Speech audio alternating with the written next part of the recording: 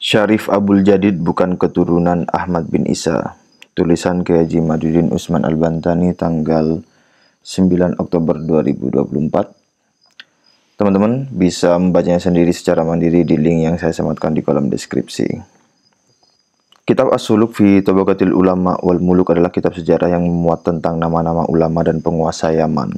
Ia ditulis oleh sejarawan dari kota Janad yang bernama Bahauddin Al-Janadi. Wafat 732 Hijriah. Kitab ini mereportase seorang ulama yang bernama Syarif Abdul Jadid dari keluarga Abu Alwi dan adiknya yang bernama Abdul Malik. Dari sinilah nanti di abad ke-9 Hijriah, keluarga Abdurrahman As-Segaf mengklaim Syarif Abdul Jadid ini sebagai bagian dari keluarga mereka.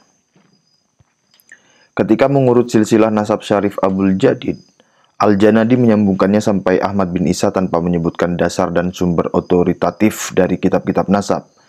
Silsilah lengkap Syarif Abdul Jadid yang terdapat dalam 3 versi manuskrip kitab As-Suluk adalah Abul Hasan Ali dalam kurung Syarif Abdul Jadid bin Muhammad bin Ahmad bin Jadid bin Abdullah bin Ahmad bin Isa dan seterusnya.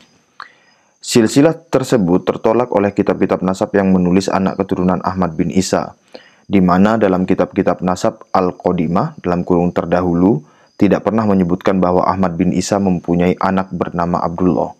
Kitab As-Sajarah Al-Mubarakah dalam kurung 597 Hijriah menyebutkan bahwa anak Ahmad bin Isa yang berketurunan adalah 3 orang, bernama Muhammad, Ali, dan Husain. Tidak ada anak Ahmad bernama Abdullah. Para ahli nasab menetapkan bahwa kitab sejarah seperti kitab As-Suluk ini tidak bisa dijadikan tools untuk mengisbat nasab, apalagi kitab sejarah itu bertentangan dengan kitab-kitab nasab. Dalam kitab Ushulu Ilmi Al-Nasab wal Mufadalah Bain Al-Ansab karya Fuad bin Abduh bin Abil Gaits Al-Jaizani halaman 76 sampai 77 dikatakan, dan ketika kita mentahkik nasab, maka sumber-sumber yang memungkinkan kita mengambil darinya wajib berupa kitab-kitab nasab terdahulu yang ditulis sebelum masa modern, yaitu ketika orang lebih dekat mengetahui keturunan mereka. Perhatikan kalimat wajib berupa kitab-kitab nasab terdahulu. Sedangkan As-Suluk bukanlah kitab nasab, maka As-Suluk tidak memenuhi syarat para ahli nasab untuk menetapkan nasab. Syekh An-Nasabah Khalil bin Ibrahim dalam kitabnya Muqaddimat fil Ilmil Ansab berkata, ilmu ini dalam kurung penetapan nasab tidak bisa diambil kecuali dari referensi ilmu nasab dan rujukan-rujukannya. Muqaddimat fil Ilmil Ansab halaman 86. Perhatikan kalimat ucapan ahli nasab ini, bahwa penetapan nasab tidak bisa diambil dari kitab-kitab selain rujukan penetapan nasab. Sedangkan As-Suluk adalah rujukan sejarawan, bukan rujukan ahli nasab.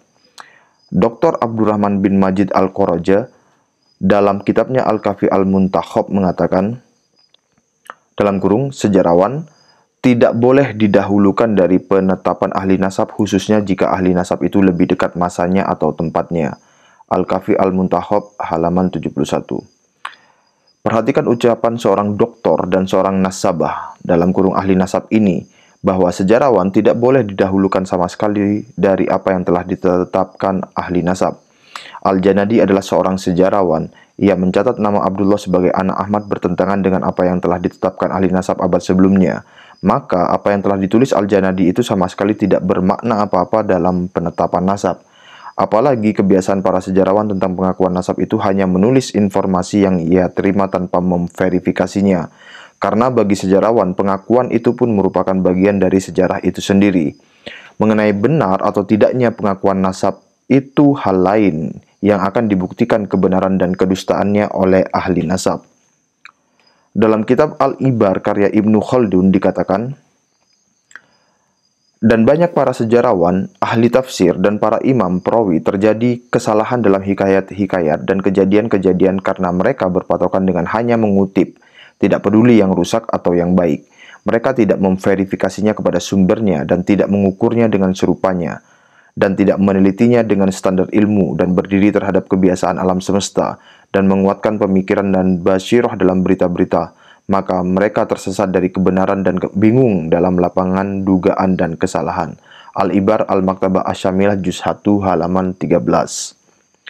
Jadi, Kitab-kitab selain kitab nasab, semacam kitab sejarah, tobaqat, sanad, tasawuf, semacam as-suluk, al-atoya, al-iqad, al-fakhir, tufatuz zaman, al-jahurus syafaf, al-burqah, dan sebagainya, tidak dapat digunakan sebagai pengisbatan nasab.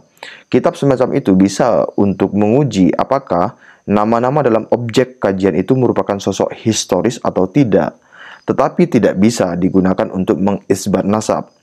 Pengisbatan nasab hanya bisa dilakukan oleh kitab nasab yang ditulis memang untuk mengisbat nasab semacam kitab Asy-Syajarah Al-Mubarakah. Kitab nasab pertama yang mengisbat Syarif Abdul Jadid adalah kitab An-Nafah Al-Ambariyah tahun 880 Hijriah. Tetapi sayang, kitab itu bertentangan dengan kitab-kitab nasab sebelumnya.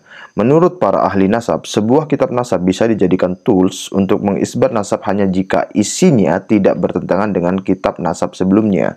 Sedangkan kitab An-Nafah ini bertentangan dengan kitab sebelumnya yang menyatakan bahwa Ahmad bin Isa hanya mempunyai keturunan dari 3 anak, yaitu Muhammad, Ali, dan Husain. Tidak ada nama Abdullah atau Ubaidillah seperti yang disebut oleh An-Nafah. Nama Syarif Abdul Jadid tidak pernah sekalipun disebut dalam kitab-kitab nasab sebelum abad 9 sebagai keturunan Ahmad bin Isa.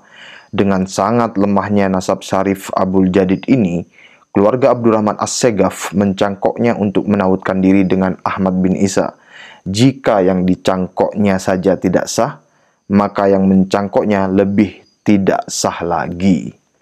Penulis Kiai Haji Imaduddin Utsman Al-Bantani. Terima kasih. Wassalamualaikum warahmatullahi wabarakatuh.